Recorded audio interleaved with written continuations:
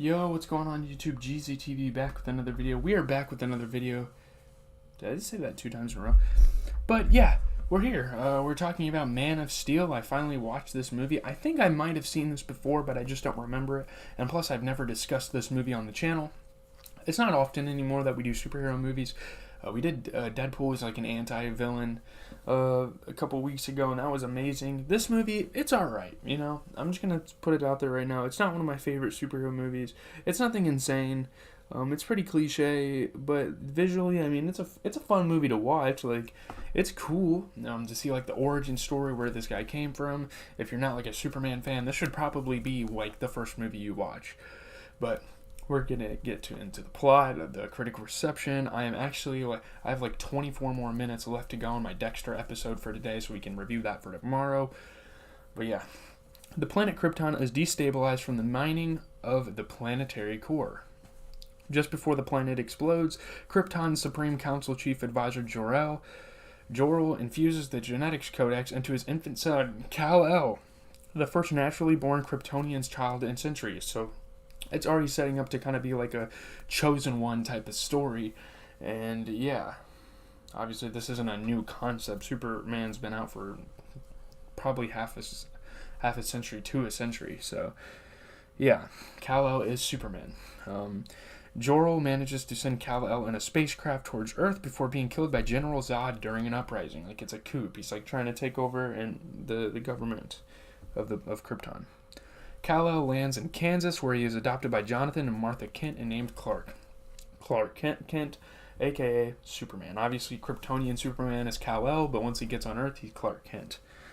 As he grows older, he develops superhuman powers that Jonathan urges him to keep hidden, even refusing Clark's help years later during a tornado incident where he loses his life. He kind of wants to keep the dignity.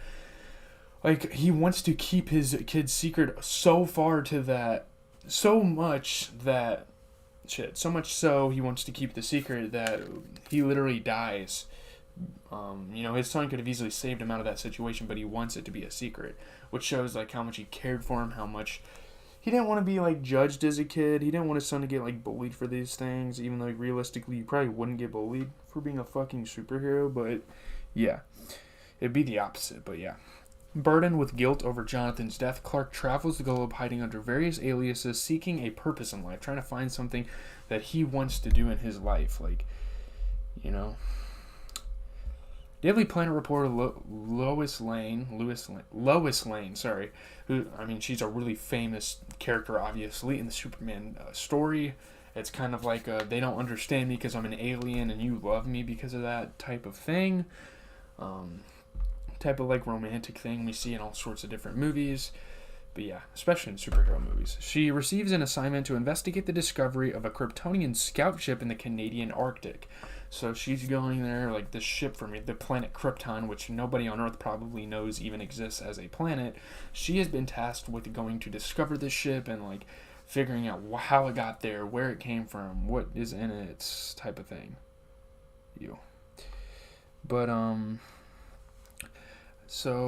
Clark enters the ship disguised as a worker and learns from its artificial intelligence AI. He's like disguised in there and he wants to like catch her, like trying to uncover the secret. I don't know. Modeled after his father Jor-El, that Clark was sent to Earth. He's supposed to be like Earth's poster boy. He's supposed to be like the guy, the man in charge, the man that does everything and keeps Earth intact.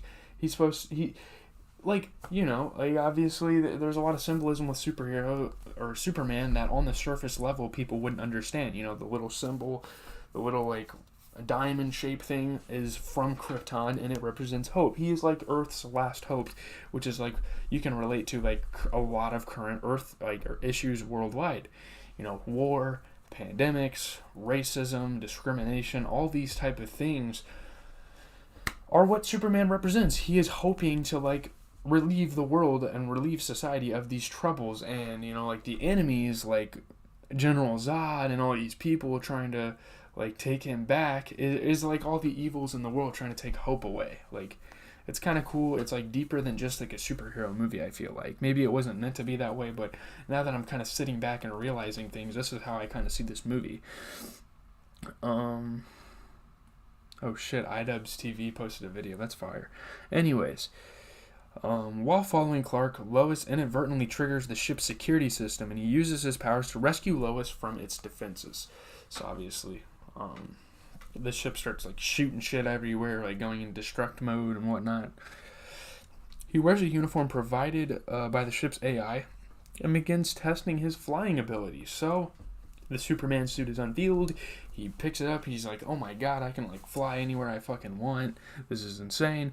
Unable to convince Supervisor Perry White to publish an article on the incident, Lois tracks down Clark in Smallville with the intent of exposing him. So he moves away. He realizes people like this normal human being like triggers the ship's security system. So he realizes, she's like getting on my case, so I have to get the hell out of here so she doesn't realize my secret. Which all along she's kind of been researching, and she's figured out his secret.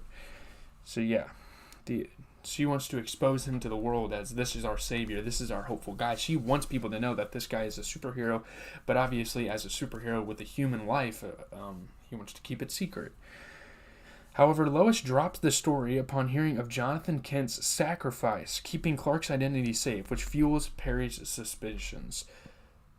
He's like, wow, maybe this guy is true. Like, you might be onto something here. Maybe this guy is real. You might be onto something here, right? So Zod and his crew escape the Phantom Zone, where they were imprisoned for treason for their actions against Krypton as kind of like a punishment. They travel to Earth to turn it into a new Krypton, possessing several terraforming devices salvaged from Kryptonian outpost. Why the fuck did my TV just like go AFK mode on me? I don't know. Yeah, so they use these devices and they're like starting to transform Smallville, Metropolis, whatever, which is in Illinois, I think. I don't know, it's weird. Yeah, they're using these devices to try to transform Earth into Krypton. Following Clark and Lois is captured, Zod's science officer Jaxer extracts Clark's genes to create Kryptonian colonists who will build a society based on Zod's ideals of genetic purity. So he wants to run things for himself. He kind of wants to get like redemption, and he's like kind of being selfish about it and whatnot. Using the Jor-El AI to take over the ship, Clark and Lois flee and warn the U.S. military of Zod's plan, resulting in an explosive confrontation between Clark and Zod's troops. We're starting to get to like the climax of the movie. Like this is like, well, I guess the climax was like Lois discovering that he was a superhero and whatnot, but we're getting to the final battle. And if you guys know the people from fucking Krypton, the military is not going to do shit about it.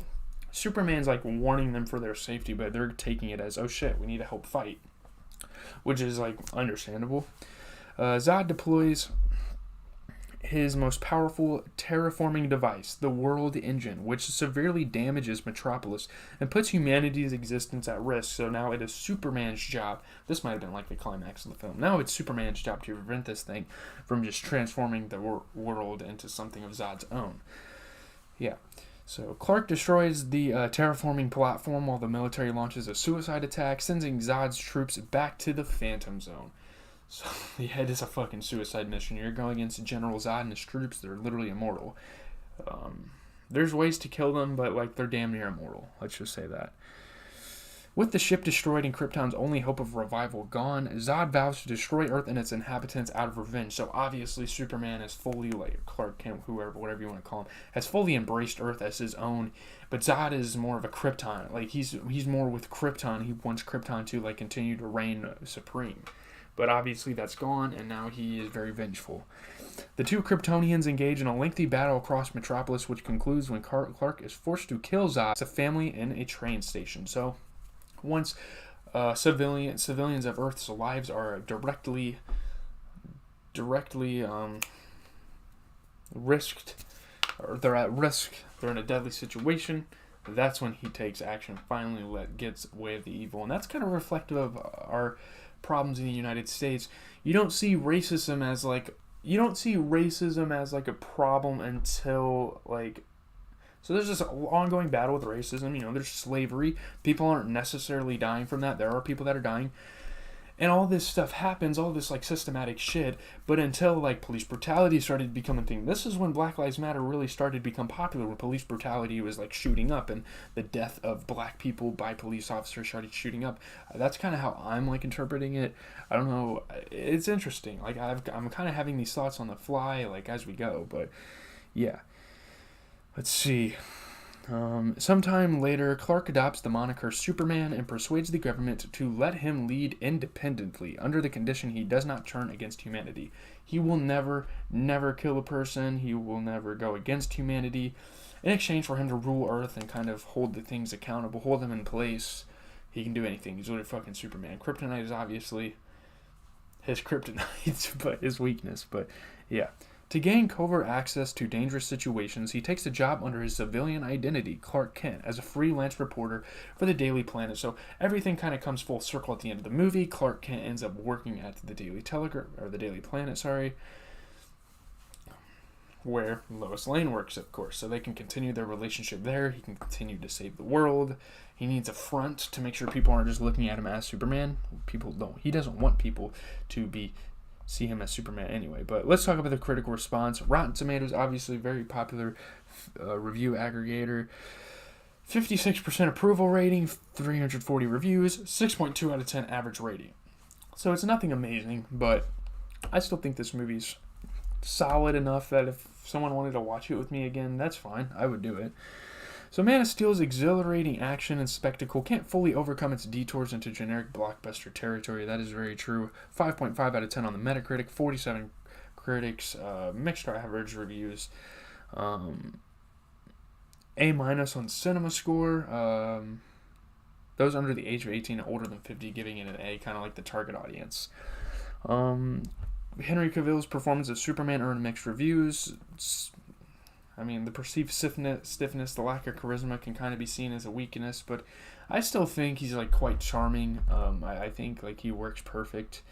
The scenes where the girl's like, oh, he's hot, like the military girl, like that kind of feeds into like the whole Superman thing, how he's supposed to be this like just absolutely fucking alpha male, like saving the world type of guy.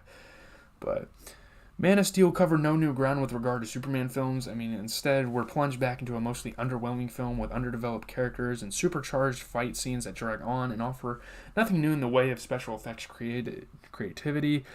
What's missing from the Superman saga is a sense of lightness, of pop joy. With Hans Zimmer's turgid, overproduced score, the film is an exceptionally unpleasant viewing experience. Wow. The chief problem with Man of Steel is the rhythm and balance in the storytelling and directing, which resulted in a film that swings between destructive overstatement and flat-footed homilies. 4 out of 5 on Screen Rant. Man of Steel has more than earned its keep and deserves to be the iconic Superman movie for a whole new generation. I do agree with that. I don't like a lot of Superman movies, but I do agree with the sentiment that this is the Superman movie. Like, this is the movie that people should really be looking at, Man of Steel was seen by a lot of people as the best superhero movie of 2013. 9 out of 10 on IGN. The action sequences, the performances of Kevin Costner, Russell Crowe, Michael Shannon, they all did great. Antje Trau, Superman's adversary Faora Yul, however you say her name, she was great, in like the Smallville battle scenes. Those were awesome. 3 out of 4 on Rolling Stone. Caught in the slipstream between action and angst, Man of Steel is a bumpy ride for sure, but there's no way to stay blind to its wonders. Rebooting the franchise was kind of unnecessary, but the film was confident enough, and Snyder's attention to detail was careful enough that audiences could overlook another reboot. The path of this flawed savior isn't quite the one that we have been led to expect, and many fans will love that, and many fans will decry its comic book divergent choices. On the other hand, barring Lois Lane's own knowledge of the dual nature of Clark and Superman, thus depriving one of fiction's greatest reveals, the hero we see in the final moments of Man of Steel is nothing if not the character Jerry Siegel and Joe Shuster created, with just a bit more in the imperfections column. Man of Steel is more than just Avengers-sized escapism. It's an artistic introduction to a movie superhero we only thought we knew. So yeah, it's like an introductory film released like fucking years after all the original films came out. Which is interesting. The movie finds its true lofty footing not when it displays Kal-El's extraordinary powers, but when it dramatizes Clark Kent's roiling humanity. The super part of Man of Steel is just okay, but the man part is super. That is true. I did kind of notice that. 3 out of 5 by on Roger Ebert's website, one of the most popular like reviewers in the game. An astonishing movie. The conflict between Clark and Zod was great. There weren't enough like personal, intimate moments between Clark and Lois, though. That is definitely a thing. 200 Empire said this movie was the 286th greatest film ever made. 301 greatest movies of all time. Wow. Okay, so top 290. That's interesting. Interesting critical reception. I mean, there was a lot of interesting critical things to say about this movie. There's going to be a lot of things to say. It's a popular movie. As much as there's love and respect for Rotten Tomatoes, it was very shocking to see what they had to say about it. Like, the movie's not perfect, but you can't really fathom reviews like that. It was a good movie, I think, but I don't know. Reaction to the film among critics were mixed. There were a decent amount of people that enjoyed this movie, but there were also people who detracted the movie. You know, the film's action, the drama. Henry Cavill and Amy Adams did some pretty good jobs. Cavill was pretty cool. The best Superman film since the 1980s Superman 2 film by a lot of people. A lot of the mechanics were great, but the characters weren't connectable. Like, the story wasn't really tense at all. Yeah. Very joyless. It seems like way too serious to be a Superman movie. Superman's decision to kill Zod was kind of weird if you're like a true Superman fan. A lot of mixed reviews. I mean, some people like it, some people don't. I mean, it didn't present anything new. Like a kind of like second act type of story with Lex Luthor instead of reestablishing the character by presenting information people were already familiar with. That would have been a better way to go about it. The need for a superhero to kill the villain is also interesting. That brings up a debate, I guess. Yeah. Other alternatives were open to Superman when Zod threatened innocent people with his heat vision, such as covering his eyes. Them not moving the battle away from Metropolis as the character did at the end of Superman 2 was kind of weird. It's epic. It's got a lot of heart, but one of the things I was kind of missing from the last Superman movie was kind of like the action, and this movie has it in spades. I mean, it is a visual thrill ride. It's amazing. You get to see all the powers of Superman, and it's all its glory. People are pretty much blown away by this. Like, I don't know. I don't think it's a great movie, but it's definitely cool. Visually, like action sequences, everything that makes a movie not like a artful movie, everything that makes a movie a visual rather than like an actual movie, it was great. But in terms of an actual movie, I don't know. I just don't think there's enough like character connectability, passion, emotion. I think it's just like dull and like way too serious to be a superhero movie. I don't know. I feel like you need to have a little bit of laughs in this movie to make it enjoyable for everybody.